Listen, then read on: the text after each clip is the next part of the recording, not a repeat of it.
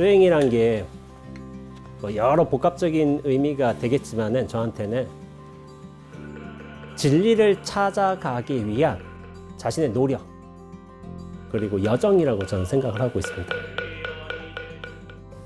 예, 안녕하세요. 원재입니다. 저는 김천 수도함에서 이제 정진하고 있고요. 여러분들과 이제 만나고 있습니다.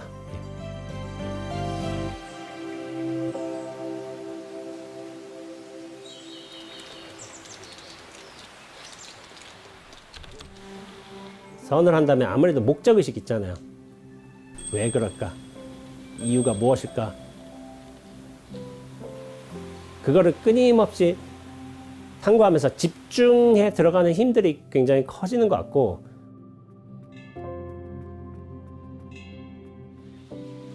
저 같은 경우에는 지금 뭐 상태로서 참선하면 어떠냐? 참선 특별하게 제가 화두를 들지는 않아요. 한결같으니까. 근데 무엇이 한결같냐면은 이 절대적 안정감이 한결같아요. 다양한 인연법들이, 다양한 이제 경계들이 인연 따라 펼쳐진다 해도 거기에 흔들리지 않은 안정감을 얻게 된 거, 이게 좋은 것 같습니다.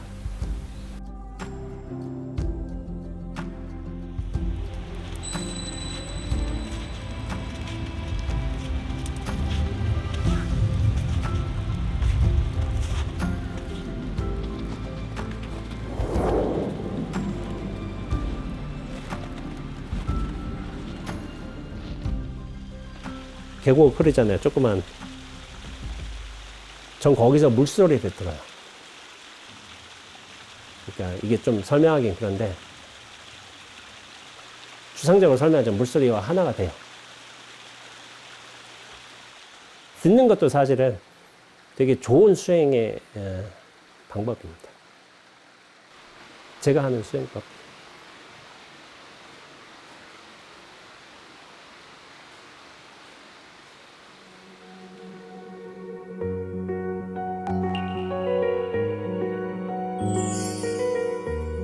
제가 솔직하게 말씀드려요. 저는 도피로 세계일주를 한 거예요. 공부가 제가 5년차, 6년차쯤 됐을 거예요. 절에 들어온 지가.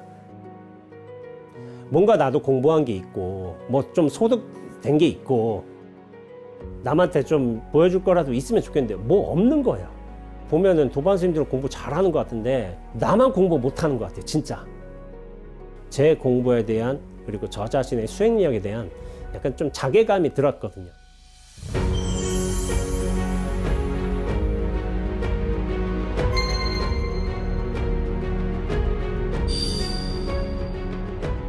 도피로 세계일주를 확 떠났지만은 세계일주를 2년 마치고서 딱 들어오니까 이게 달라진 거예요. 예전 같지가 않았어요.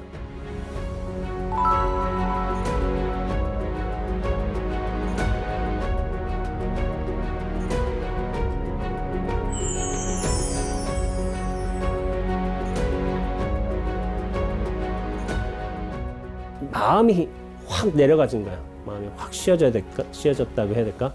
그래서 공부하기가 훨씬 수월해져서 제가 그 이후로 한 3년 내에 공부가 엄청 잘 됐던 것 같아요.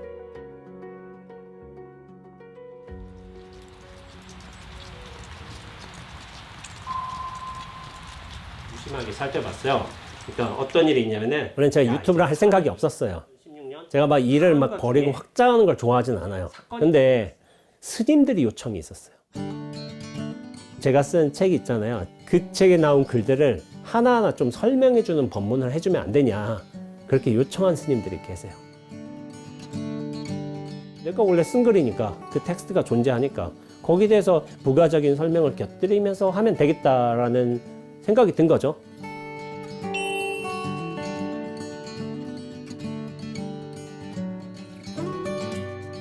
선에 관해서 이렇게 유튜브 채널을 유지하면서 선사들의 말씀이라든지 깨달음이라든지 수행이라든지 이런 것을 다루고 있지만, 제가 아무것도 없는 상태에서 하면 안 되잖아요. 그래도 기본 자료를 얻고 조사를 해보고 저 자신도 공부를 하는 거예요. 저 스스로의 공부를 다지는 것에서도 굉장히 좋은 거예요.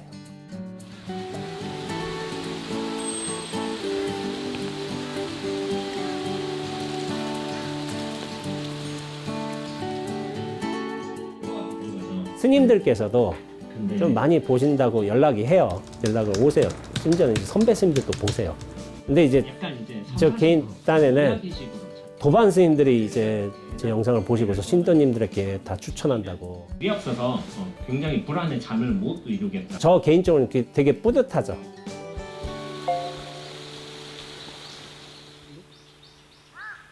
저는 이제 22살 때 출가할 계획은 아니었고 나는 진리를 위한 삶을 살겠다고 결심을 했어요. 그때. 근데 그게 어떤 방법이 될지는 잘 모르는 거예요. 진리를 위해 살겠다고 했는데.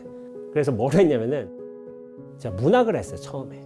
그러니까 문학이 사람의 인생의 진리를 찾아가는 굉장히 중요한 방법일 수가 있겠구나 해서 등단을 준비를 했었어요, 사실은. 근데 이제 그때 이제 서명원 신부님이 계세요. 신부님인데 참선을 가르치세요. 그분을 만나고서 참선을 접해본 거예요. 처음 정진할 적에 3시간을 앉았어요. 그러면서 이게 탁 든 거예요. 여기 뭔가 있다. 여기 뭔가 있다는 확신이 드니까 이걸 평생 해야 되겠다. 이런 결심이 세워졌어요.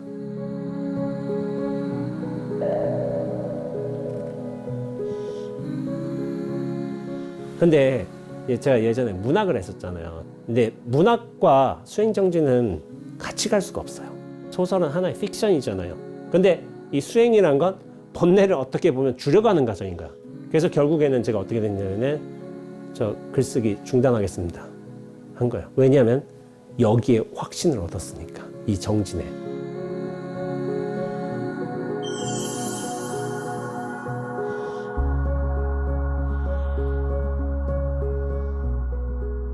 뭔가 열심히 했어, 숙제하듯이. 근데 가을에 이제 낙엽이 이렇게 떨어져 있잖아요. 벤치에 앉아서 낙엽 하나를 주웠어요. 낙엽을 만지작거리는 거예요. 그럼 낙엽에 이제 결들이 느껴진 거야. 가벼움도 느껴지는데 나는 지금까지 2년 동안 수행 정진을 열심히 했는데 뭐가 없는 거예요. 분명히 무언가가 있는데 내가 뭘 놓치고 있는 걸까? 분명히 가까이 있는데 무언가를 놓치고 있다. 그게 뭘까? 그런 감은 있는 거예요. 감은. 근데 그게 뭔지 몰랐던 거예요. 그때도.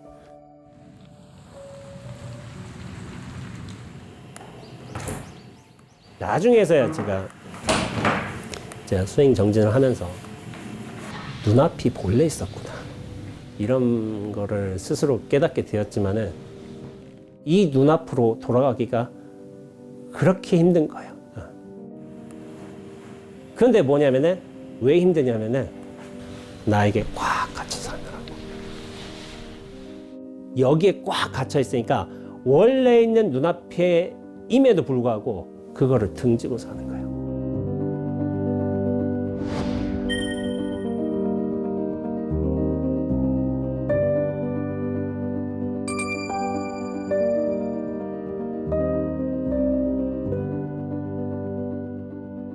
생각해 보니까 내가 한 게 아니라 진리가 나를 끌은 거구나. 이렇게 오도록. 근데 나는 그걸 몰랐구나. 내가 선택했다고 생각했구나. 끌은 거예요. 계속. 근데 그거에 어떻게 보면 뭐 응답을 한 거죠. 응답을 했지만은 나중에 그건 안 거죠. 내가 선택한 게 아니라 진리가 처음부터 끌었구나. 그런 생각을 하게 됐어요.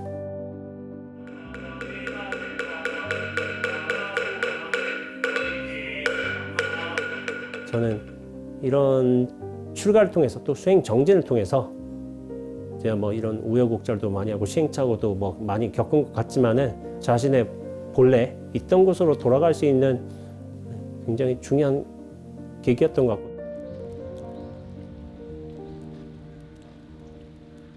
출가는 진정한 나로서 살기 위한 그 첫 시작이었던 것 같아요. 진정한 나로 돌아가기 위한, 자기의 어떤 본분을 찾고자 하고 진정한 자신으로 돌아가기 위해서는 출가만큼 좋은 경험도 없는 거예요. 출가를 하는 것도 사람들마다 목적이 다 달라요. 수많은 이제 스님들이 있잖아요. 수많은 삶의 형태도 있는 거예요. 그렇다면 조금은 용기를 내서 그런 분들이 좀 찾아보고 스스로 찾아보고 스님들 자기가 원하는 바의 삶을 앞서가신 분들이 있다면 좀 저를 연락해서 만나보고 그렇게 얘기하는 것도 좋을 것 같습니다.